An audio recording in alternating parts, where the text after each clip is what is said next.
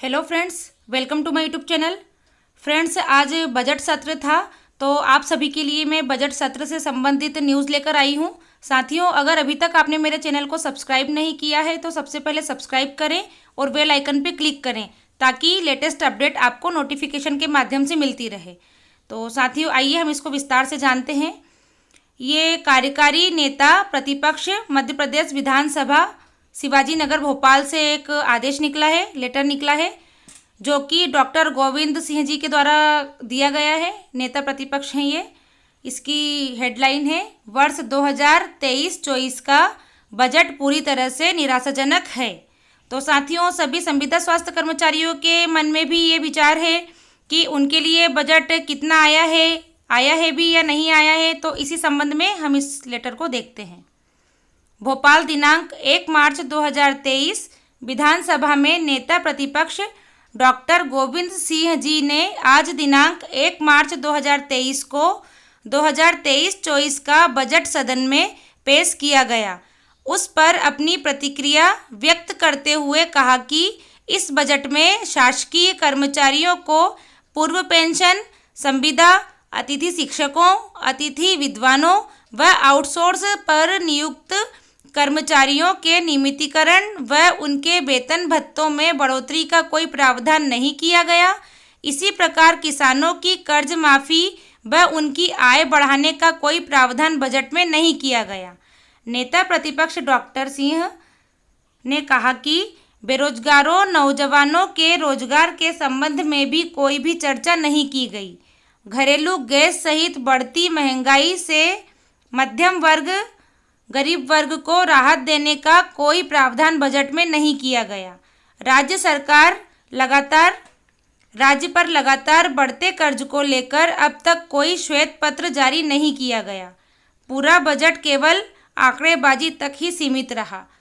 तो साथियों, आपने इसमें देखा कि सभी संविदा या पूर्व पेंशन, अतिथि शिक्षकों, अतिथि विद्वानों व आउटसोर्स पर नियुक्ति कर्मचारियों के लिए कोई भी नियमितीकरण की बात नहीं हुई है। उनके वेतन भत्तों में बढ़ोतरी का कोई प्रावधान नहीं किया गया है। बजट सत्र में कोई बजट शामिल नहीं किया गया है।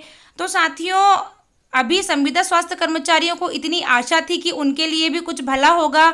उन्होंने माननीय मुख्यमंत्री जी तक बात पहुंचाने का पूरा प्रयास किया और लगातार वो प्रभुराम चौधरी जी से भी मिल रहे थे, जो कि हमारे स्वास्थ्य मंत्री जी हैं, कि उन्हें भी उनकी जो मांगे हैं संविदा स्वास्थ्य कर्मचारियों की वो जल्द से जल्द पूरी होंगी। जो माननीय मुख्यमंत्री जी के द्वारा 5 जून 2018 की नीति बनाई हुई है वो लागू होगी।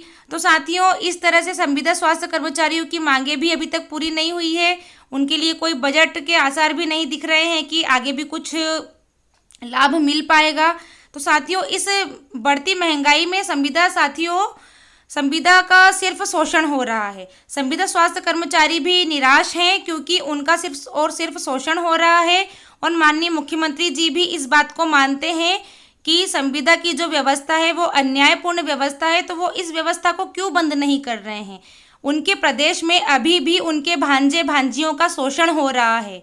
कितनी शर्म की बात है कि मामा जी कहते हैं कि सभी भांजे भांजियों के लिए मैं हमेशा तैयार हूँ, उनका मैं मामा हूँ। तो क्यों वो उनके भांजे भांजियों के बारे में विचार नहीं कर रहे हैं? जो लगातार काम कर रहे हैं मैदानी स्तर पर, क्यों उनका वो शोषण कर रहे हैं? वो इस शोषण की व्यवस्था को बंद करें और संविदा स्वास्थ्य कर्मचारियों के हित में भी कभी बात करें। उनके लिए भी कोई बजट सत्र में बात करें। और हमारे लिए जो संविदा स्वास्थ्य कर्मचारी लगातार काम करते रहते हैं, कोरोना के समय में टीकाकरण जैसे कार्य को सफल बनाया, सभी लोगों की जान बचाई। जिस समय पे परिवार वाले भी एक मरीज का साथ नहीं दे पा रहे थे, उस समय में संविदा स्वास्थ्य कर्मचारियों ने लोगों की जान बचाई है। तो साथियों, इस तरह का अन्याय क्यों हो रहा है संविदा स्वास्थ्य कर्मचारियों के साथ? उन्हें भी उनकी जो मांगे हैं वो पूरी होनी चाहिए। 5 जून 2018 की जो नीति बनी है वो भी जल्द से जल्द लागू होनी चाहिए। उन्हें भी लाभ मिलना चाहिए, क्योंकि साथियों, संविदा स्वास्थ्य कर्मचारी सिर्फ और सिर्फ 10,000 रुपये वेतन, मासिक वेतन जो मिलता है उसमें वो अपना परिवार पाल रहे हैं। तो क्या ये संभव है? 10,000 रुपये में कोई अपना घर परिवार कैसे पालेगा? साथियों, मैं लगातार देख रही हूँ कि सरकार भी लगातार कंपटीशन में लगी हुई है। एक सरकार कहती है कि हम महिलाओं को 1,000 रुपये देंगे तो दूसरी सरकार कंपटीशन करती है कि हम 1,500 रुपये देंगे। तो साथियों, अगर वो इस कंपटीशन को छोड़ते हुए यदि दूसरे कंपटीशन में ध्यान दे कि हम 1 लाख भर्ती कर रहे हैं, युवा पीढ़ी के लिए भर्ती निकाल रहे हैं, तो दूसरी सरकार को इसमें कंपटीशन करना चाहिए कि मैं हर महीने की 1 लाख भर्ती निकालूंगा। तो साथियों, जिस चीज़ में कंपटीशन होना चाहिए उस चीज़ में कंपटीशन नहीं हो रहा है। और मेरा मानना ये है कि महिलाओं को ये 1,000 रुपये दे रहे हैं तो इससे बेरोजगारी तो बढ़ ही रही है और सरकार अपने इस प्रदेश में डिपेंडेंट बनाना चाहती है लोगों को, तो वो इंडिपेंडेंट बनाए ना।